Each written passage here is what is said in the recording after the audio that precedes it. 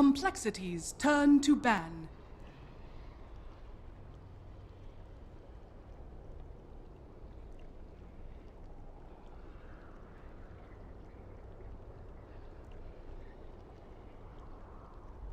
Ten seconds remaining.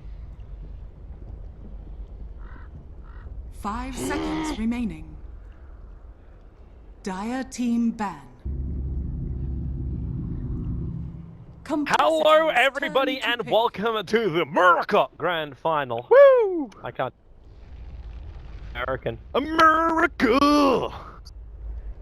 That's how you do it right there. It's like, Australia, we love you, Australia. That's the Australian way. And it's all of America. Both North America and South America. You know, somebody complained to me about that on Twitter. They were like, I refer to America. It's just like it is what it is. Like that's like we refer to America, United States of America. We refer to it as America. And somebody bitched at me at Twitter, and they were like, "Can you stop calling it America? There's very clearly North America and South America. Like you just like claim to a whole entire continent. It's just like I don't know what you want me to tell you about. I didn't establish these rules, friend.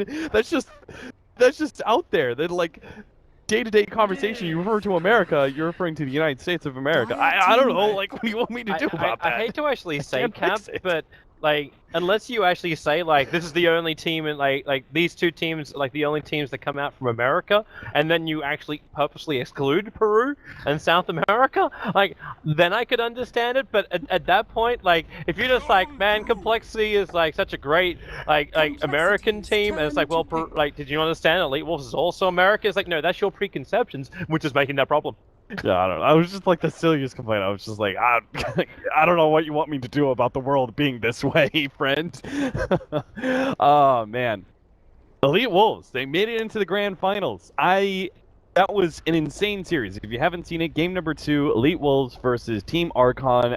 Absolutely one of the most insane endings to a game I've ever seen in my life. I was sitting out there with Moon during that game, and we're just sitting there going, what the hell just happened? What is this? It's just like, why? Why? So, I'm hoping we get a game like that tonight. I would be so happy if we get a game like that tonight. That's my thing. I'm going to talk about this series real quick because we got to get into the draft, but I want to lay out my thoughts on this series. Watching the American qualifiers so far and watching some other games that haven't been ESL as well, I have not been particularly impressed with EWolves. I said that the semifinals was very representative of the Americas region, which was that these teams were the top 4. And I think that in a way we're seeing the top 2. I was much more impressed, though, by the Complexity versus Digital Chaos series and the way that went down, particularly to the favor of Complexity. They looked very dominant. I was very much impressed by their play. EWolves, I was not as impressed by. And this is the thing, people, like, because it's just a region difference, like, there's going to be people who, like, naturally be like, oh, you just hate Peru, whatever. Toby, you know this probably better than most others. You know I'm backing EWolves, like, 9 times out of 10. I grew up casting these guys.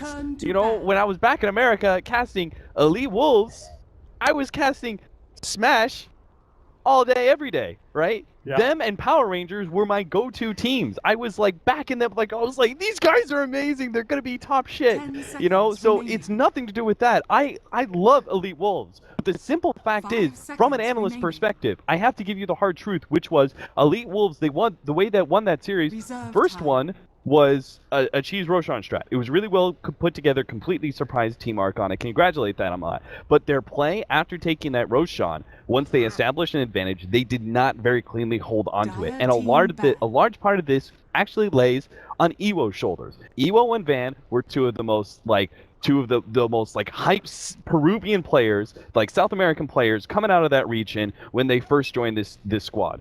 And I was all behind them, especially Van. And it's really turned into the fact that EWO is not a very clean, like when I was thinking about this on my walk-in, Toby, on my run-in rather. When I'm watching EWO, it's like NBA, right?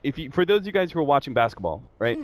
When you watch good basketball, you see good basketball. Team pick. When I watch EWO, I'm not watching the NBA. I'm not watching basketball. I'm watching the NBA Dunk Championship. That's what I'm watching.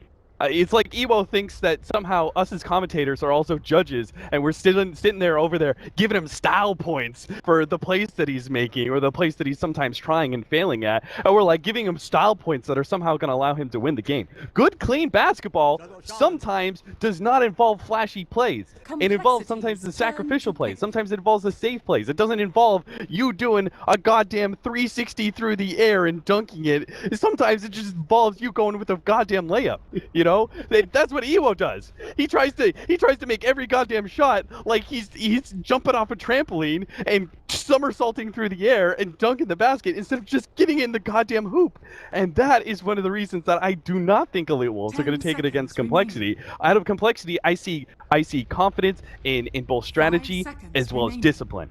In EWolves, I see a personal skill and a lot of swag, especially out of EWO. It's like I'm watching Infamous when I specifically hone on in him. The rest of EWolves I'm all good with, but EWO's got to get his shit together if they hope to be able to beat Complexity, because the kind of mistakes that they made against Team Archon, they cannot make against Complexity, especially seeing what I saw in them against Digital Chaos. The game that they lost, I saw that they lost to a strategy.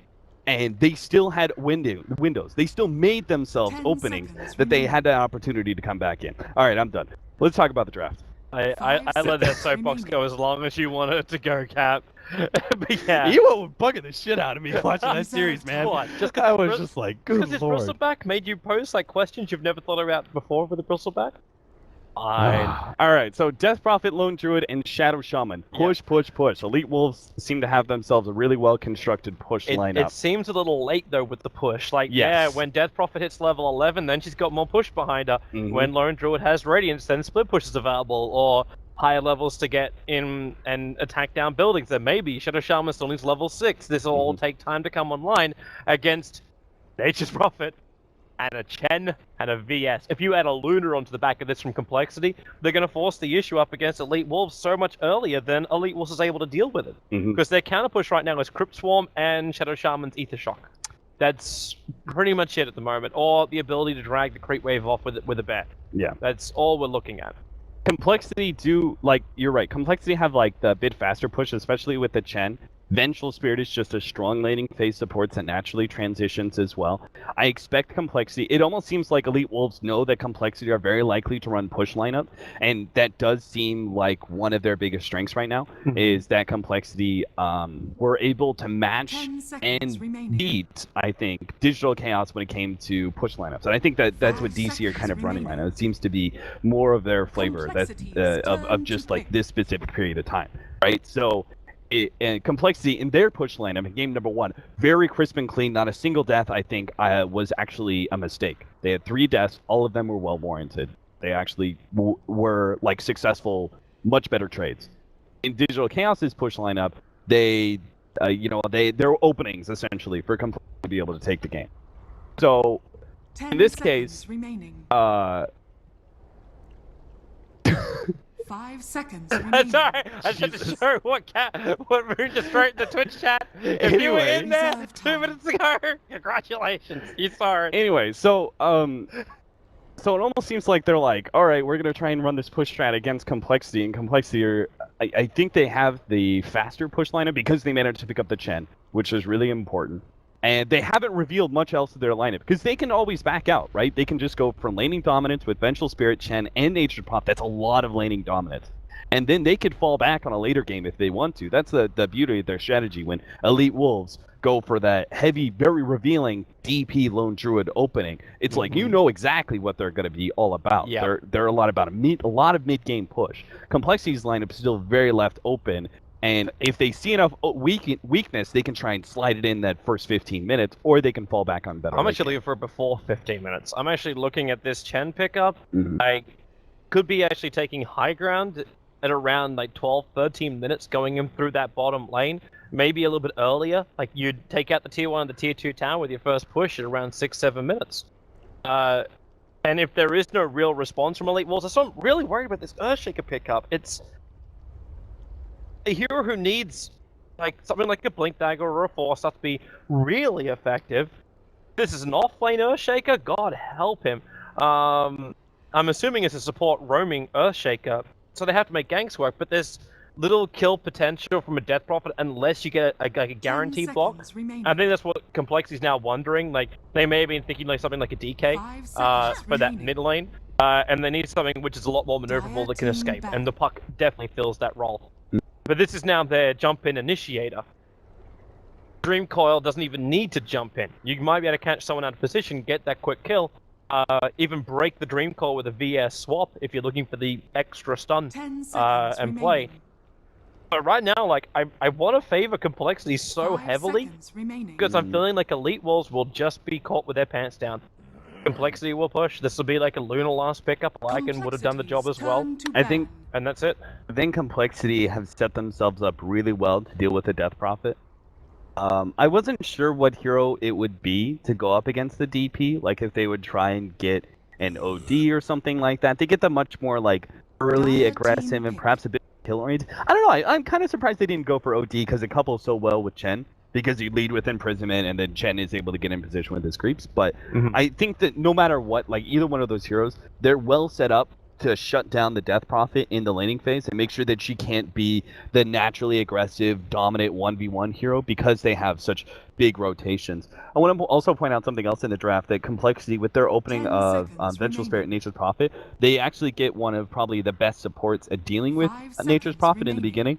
Vengeful Spirit, I think Bane might be pretty good because of his stats, and you just have to deal with the treants in the beginning.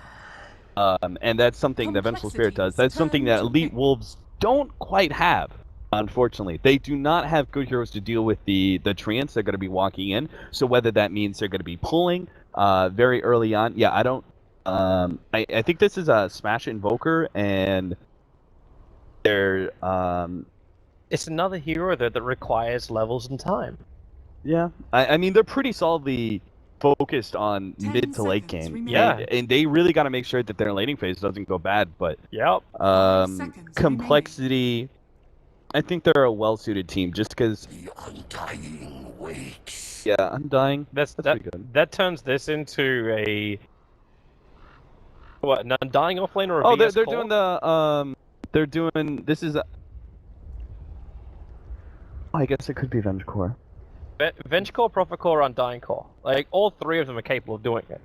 So, one idea is that they're going back to the Nature's Prophet safe lane that Chessie was doing yesterday, and they use that in order to exploit some weakness, same kind of weakness, actually, that Digital Chaos had in their lineup, that it was a little bit too late oriented. It's the so same they took conversation advantage we were of that. having earlier tonight. Like, you run a safe lane Prophet because you get these really quick and early levels. The other play there is that the Fury, and then you'd be running like an Undying Core, or the other play here is just to have a Vengeful Spirit Core, safe lane farming core, which is still, I think, the same kind of concept. It's a core that comes on relatively quickly, and then you would be obviously running the offlane Nature's Prophet, which they are going to go with the Nature's Prophet play. They are going to be running that as sorry, they're going to be running the Vengeful. Obviously, Nature's Prophet was core either way. It was a question between Undying and Venge, and Venge is going to be a core. So they're actually going to be running a Venge Undying dual offlane.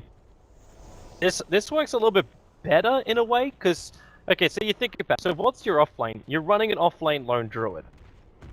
Now, the Lone Druid could potentially harass directly into Chessie, but what can Lone Druid not deal with? Multiple treants attacking him directly. The bear doesn't want to do that. It'll be pulling him off the lane, burning through his consumables, and the early stages, all you want to do is make sure that that safe lane of EWolves is not safe at all. Like, Smash can go up there, but he's going to get harassed out of the lane by the Undying. And there's nothing the Shaman can really do about it. A roaming Earthshaker won't really have much to roam on if Nature's Prophet can get early levels. Yeah, I'm all for this. I'm actually I'm even more worried about like EWolves lineup now. I know I'm sounding very negative towards them in this game, but it's just the feeling that they're going to be left absolutely helpless unless they can get some early control against Complexity. Yeah, if they were facing up against a different team, like say any of the other team from the semifinals, Yeah. I'd feel a lot more optimistic about what EWolves are going to be doing here, but it's just because of the fact that Complexity have already established that they are willing to be able to run some of these more like, you could say, hyper-aggressive and laning phase focus that quickly transition into a 15-minute dominance into a quick win. Like, they've already shown that they are able to run that kind of lineup. Yep. And they did exactly this. The same thing, they are similar, I guess, in a way, that they did against Digital Chaos, where they ran Furion and Beastmaster as their two side lane cores. And this is obviously a bit different heroes, and their timings are going to be, I think their timings are actually sped up than that last game, but same kind of principle, right? So if Complexity has punished this kind of what you can look at as somewhat greediness for, and it's primarily because of the supports. The Shadow Shaman and Earthshaker are just a bit too greedy. Swindles is making it so far and can't get anything out of this top lane. Because the Observer Ward position, Masoku, like, he does this pull. This is that danger zone. I almost want to reference Finnish Dota at this point. When I watched Trixie's Jakiro offlane, and they ran it with an Enchantress combo. You grab one creep from here, in this case it'll be the Troll creep, and when they do the pull, you dive directly underneath the tier 1 tower. Liquid Fire made that a lot easier then, but they could do it with only 2 heroes. When you add an Undying into the mix, if you can get to level 2 and get that Tombstone up and running, it's going to be even better. Now he gets a double decay, the Troll Trap now comes in, and Z-Freak, who's he going? The Tombstone's down, so Hanskin, they've got that maneuverability. The Crypt Swarm was not enough damage, but Complexity, they're a little bit split on their focus, but there's so many Undying minions going towards Van. The Tombstone may die. Hanskin's still fighting in the tree lines. He's got Decay off cooldown in 5 seconds time. Masoku's only got 465 health. That's not enough. The Earthshaker can't buy enough space, and Complexity will not only take first blood, they will take a dual blood on this offlane. Yeah, they baited that out pretty well. They, I'm not sure whether or not they knew that there was no vision from EWolves in order to see them, because they haven't tried to counter anything out, but they just kind of like baited Hanskin.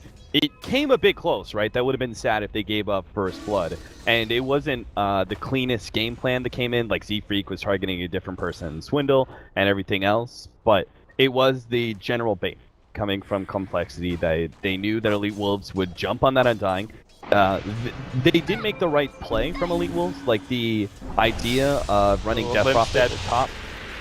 Good shackles, EMP, Limp. Oh, yeah, she phase shifts a little bit of it, and they're very biased. Oh, Chessie came in! Limp, the tornado is too small! It doesn't reach far enough, but now the fissure is over on Chessie. His phase boost still on cooldown, the attack doesn't miss uphill.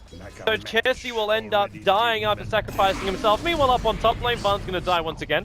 Yeah, but how sad is that for Smash? Like, what a huge win that would have been for EWolves if they managed to pick up both of those heroes.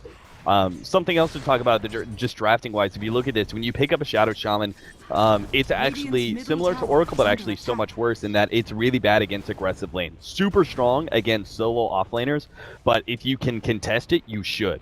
And that's exactly why Complexity are going to be running such a strong aggro tri-lane here, is because a Shadow Shaman is very bad at punishing it. If you just think about the basics of the hero, Shackles very clearly is the most obvious ability that you just really can't use against multiple heroes. Yeah, instead he has to level up his Ether Shock and just rely on that burst damage to get something back, and looks like EWolves are now going to smoke up as 3.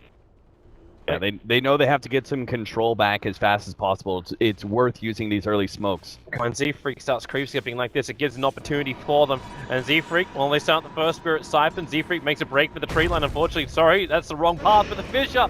It's going to lock him out. The Centaur blocks a little bit of the path. Van's going to cut himself through with a Tango, but now Chessie also TP's in. Masoku losing too much life too quickly. The EMP burn makes it impossible for Hanskin and Swindle to cast anything else, but the Tombstone is still underneath that tower, which allowed for a large portion of this dive. As Chessie, another Sprout's available that slows down M-God. So the Earthshaker, he throws the Fissure, but the Treants are in front. They're still looking for that body block, and there it is. Chessie with a double kill. The Centaur stun missing over on Van, but you've still got that Penitence slowing down the Death Prophet, and Chessie, another Sprout available. Swindles still doesn't have his stun available. He's only got a Wave of Terror, but it's not going to stop Chessie. You might have died in mid for the cause, but they get a triple kill. Now they Wave of Terror over on the Lone Druid, and Limp's gonna get a boost! Oh no! That's so huge! Oh god! It's an ultra kill coming in for Chessie. The What EWolves the are hell? falling apart. The tier 1 tower's not even below half-life yet. Yet still they're battling at the tier 2 to get an 8 for 2. And I don't think it's over yet. Limp's got Dream Coil and Shadow Shaman. He's begging for a level 4. But he's also begging to die. The Prophet FTP. Yeah, he does. The Soku, the Wrath of Nature kicks him. There goes your Dream Coil. He'll shackle over onto Limp. Does actually burn off the mana. But Chetty's also going to come in. Sprouts with a vision. Oh, he dropped him! Perfectly surrounds him Holy with God. the Dream Protect with the frickin' treants. That was so good. Oh, Smash, there's nothing he can do. He already cast everything he could to help out his teammate. And they don't even kill off Limp. Hey, EWolves, they at least recognize that they had to bring, because you're facing up against a Furion, and because it's this weird like safe lane Furion as well, you had to get your heroes involved as fast as possible. So it was good on like Smash to rotate up to the top lane.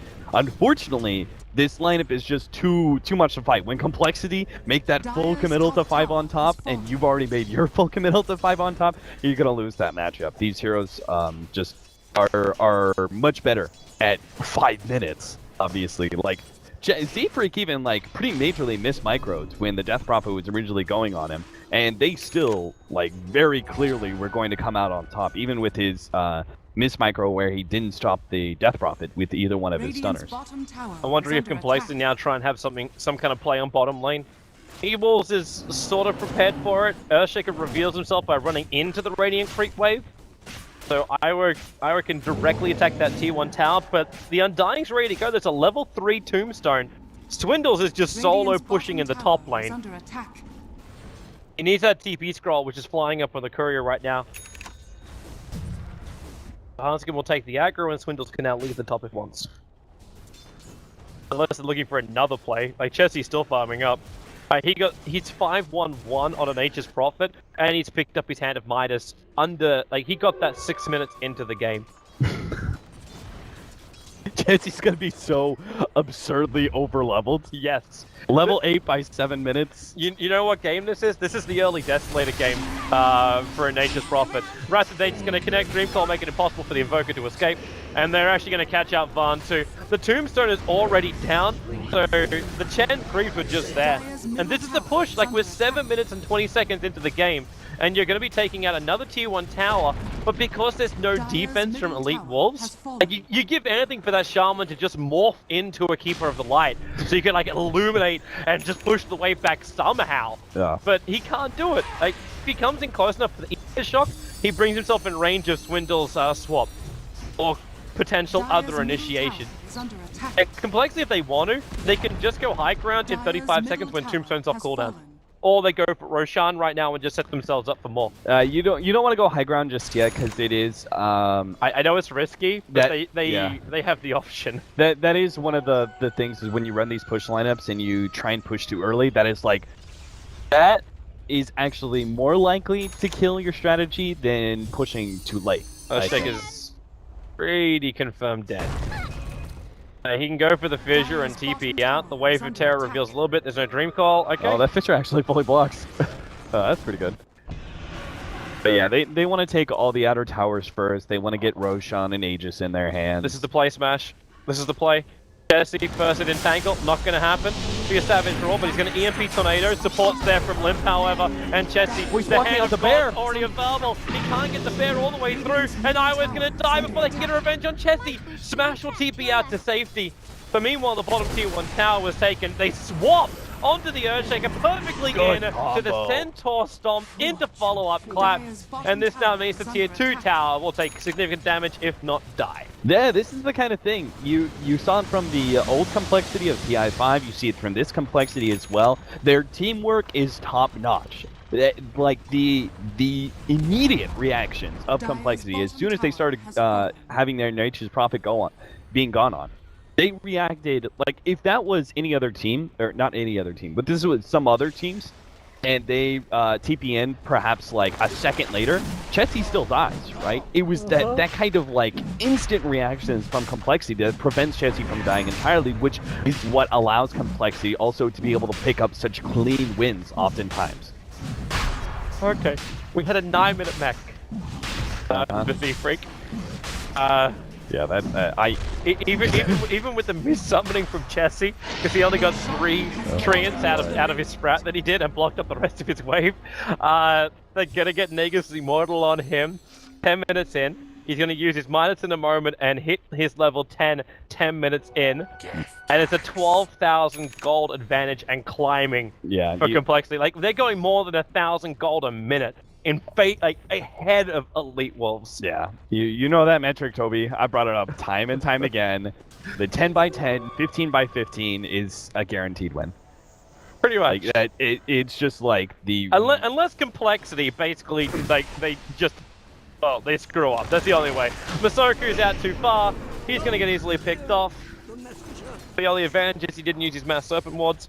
What was the timer I said? I said it was 13 minutes. I saw complexity going high ground during our drafting phase with the lineup. Yeah, we're pretty much on time for that. Yeah, you're pretty much on point because they're probably going to push high ground before their Aegis is down, so you know it's not going to be 15 minutes. Just tier 2 town for now. They need to take the tier 2 first. That's going to stall them up a minute or two.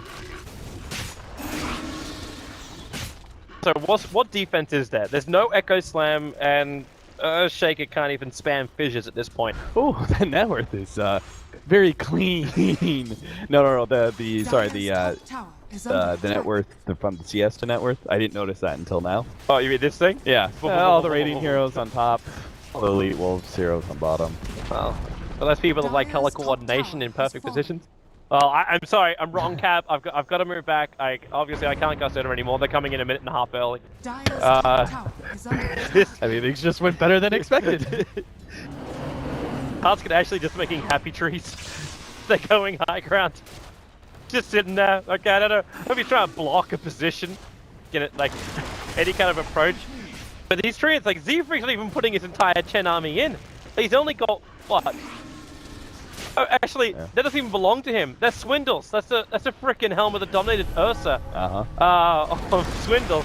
And now he can clamp, and the Lone Druid just lost his bear without a resummon. It's 36 seconds before the resummon is available. So Lone Druid is now currently a Quelling Blade. The Undying Tombstone is triggered. It's a good ward trap on Swindle that he put Z-Freak in the middle of it. Wow, what a team player. They'll get rid of the Mass Serpent Wards in time. Sentries are down, so the Invoker got picked up pretty quickly. The Mass Serpent Wards taken care of. The top rack is also done, and GG. Not even 13 minutes gets to appear on the clock. And EWolves, I know you said Complexity would have a pretty damn good game here against EWolves, but, well...